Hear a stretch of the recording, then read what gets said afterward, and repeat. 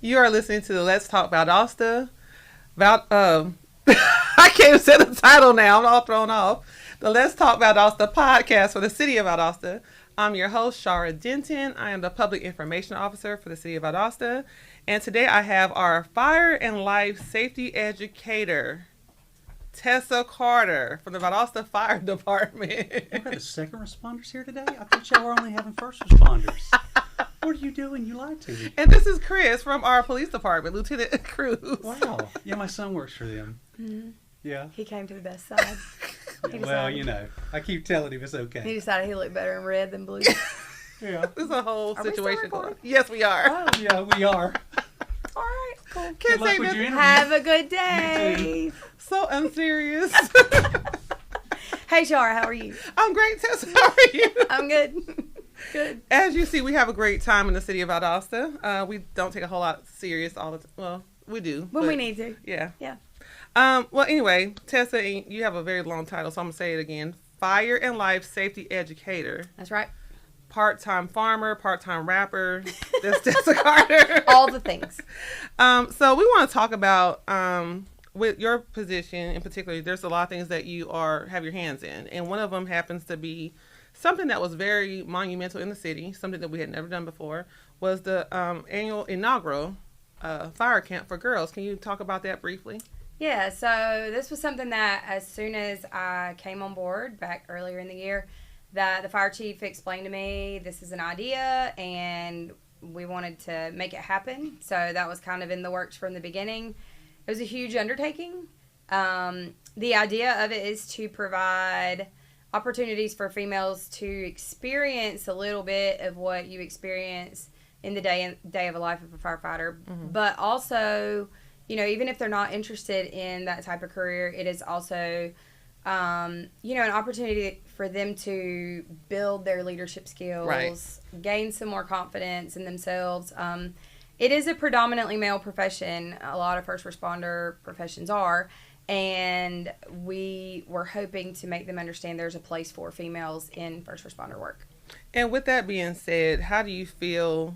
Have you seen it grow in interest with women in the fire department in particular? Absolutely. Wow. Absolutely. We, well, during the camp, we had a couple of girls already express their interest in, they graduate in a couple of years, asked if they could do Citizens Fire Academy before they graduate. We also had a couple of girls from the Citizens Fire Academy last year want to join the recruit class this year. So it's definitely making an impact. Absolutely. Right. And the department, the people in the department are very good about making those females feel welcome Right. whenever they do Citizens Fire Academy and the girls camp. They all knew that we were super proud to have them. Right. So I feel like that type of environment is very conducive to making them feel welcome Right. and wanted Right. in the service. Right. Okay. And I had the opportunity to be there, and it was very eye-opening, the interest that built from that camp. And I think the fire chief got a little teary-eyed a couple of times when he saw the impact it was making, which is a good thing. I did too. I can't lie. Yeah, it was a really beautiful experience. You guys did a wonderful job with that.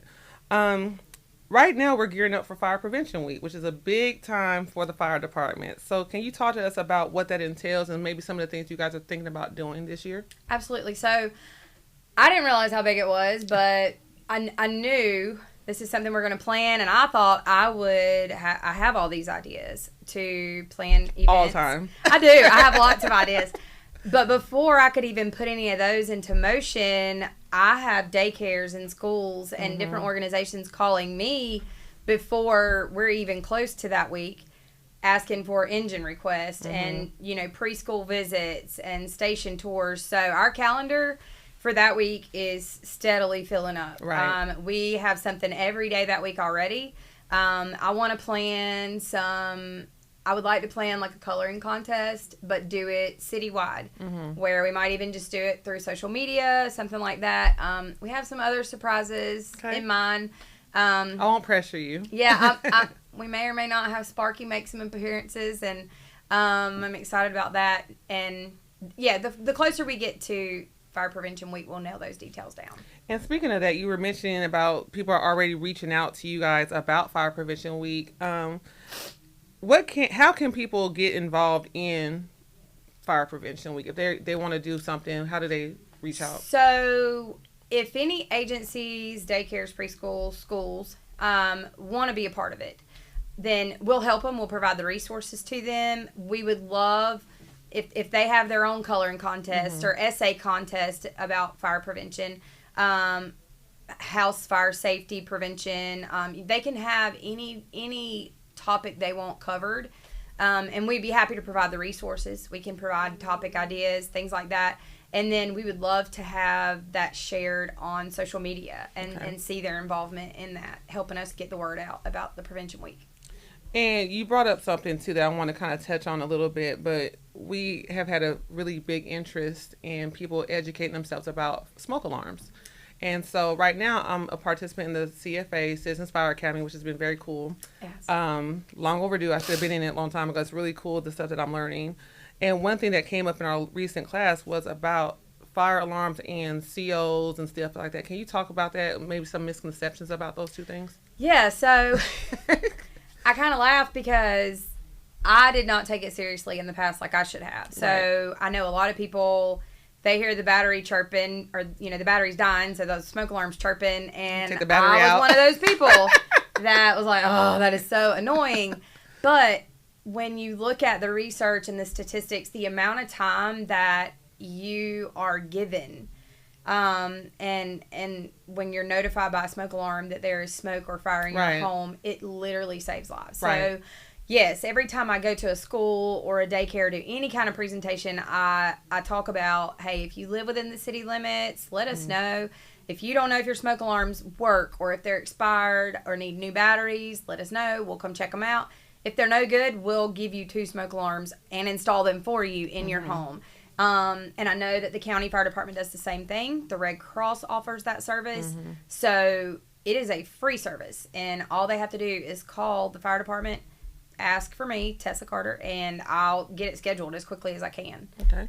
And you also do car seat installations. Yes. So that's something that is coming up for us to educate also. Can you talk briefly about how people can reach out to you for that? Yeah, so same thing. They can call the fire department.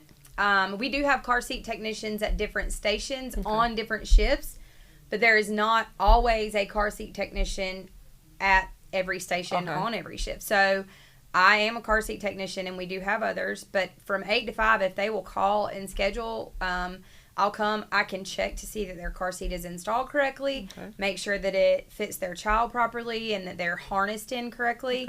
We'll talk about, proper transitioning into a bigger seat or turning around. The things that we were taught in the car seat technician class, they make it very clear to you the reasons that those harnesses are the way they are, and the reason you don't want to turn your child around too early. I mean, it's all things that pediatricians and different researchers have put together their knowledge to make sure that this isn't is the the safest 70s. Yeah, exactly. When we were all just strapped into the same seatbelt and probably sharing a seatbelt or sitting if we're strapped in at all. Exactly, or sitting in the back of a pickup truck, riding here to grandma's house. But an infant's body is not completely developed the way that an older child is, and they can't handle that jolt if you have to slam on brakes. And so that's why they want them turned backwards. They don't have that neck control that an older child does. So there are lots of reasons, and I don't mind at all checking those seats, and occasionally we're able to provide seats for people that can't get them. So it's a really cool service that we're able to offer. And with your position, you talk a lot about fire prevention, of course. And one thing is, of course, we talked about fire alarms, but there's a lot of other misconceptions too. What are some simple steps families in particular can take at home right now to reduce fire risk? We're getting up upon the holiday season too, so yes, and we're trying to make it a point right now to talk to people about the carbon monoxide detectors. Some of the smoke alarms that we do install are a combination alarm. It's a smoke alarm and carbon monoxide detector. So those families who have any kind of appliance fueled by gas, propane, anything like that could put off carbon monoxide, we'd like to put those detectors where they're needed. If you're using a generator close to your home and you have a window open, that can draft into your home. So things like that, read the labels, read the warning signs on things like that, so that you're being safe and you're keeping your kids safe. Right. Carbon monoxide poisoning mimics the flu, and it progresses quickly. So don't hesitate to take a child to the doctor if you do sense that they're sick, any kind of sickness. But other things, a lot of parents get a little relaxed leaving a lighter around after they light candles. You definitely have to hide those from kids. They're curious. Right. Keeping candles away from your drapes or away from your dog knocking it off the table. Or alone while you're not home. Exactly. Yeah. Putting something on the stove and walking away. I know we talk about that all the time. I feel like, I'm a record on repeat. But that is a huge cause of, kitchen fires. Is Right. walking away and leaving it unattended. Something starts burning and you aren't even there to realize it's burning. Right. And then it's too late. Right. So those are the main things. But there's definitely a long list of other. What would you say, Tessa? You've been here about almost a year now? A little over 6 months. That's it? It seems longer, It doesn't does seem longer. Yeah. Well, so far, what would you say is your favorite part of this position? Well, I love kids. So And animals. And animals, yes. So I like, it's a challenge, I guess, working with different age groups. And you have to adapt your teachings to the different age groups and the different skill levels, their comprehension levels. Right. But I like that. I like that challenge, and I like to see the kids or the adults receiving the information that we give to them and feeling like they are retaining that information. Right. And I won't try to act like I can be the only one to take credit for that. We have some of the best guys and girls or women really and do. men in the fire service who really take to these kids, and if they're terrified of the sound of the horn, they'll wait until they get to the stop sign to blow it, or and they are mindful of those things when it comes to working with the different groups and the different populations that we work with. So awesome. I think that's probably one of my favorite things. I love what I do, getting out in the community and talking to people. So I could Tessa can talk to a wall. I could go on all day about it. Is there anything else that you would like to talk about or mention as we roll out of this? Anything that you want to mention? Just don't hesitate to call if you need something. If you're, whether it's your smoke alarm beeping or battery, if you folks. smell or quit burning the bacon.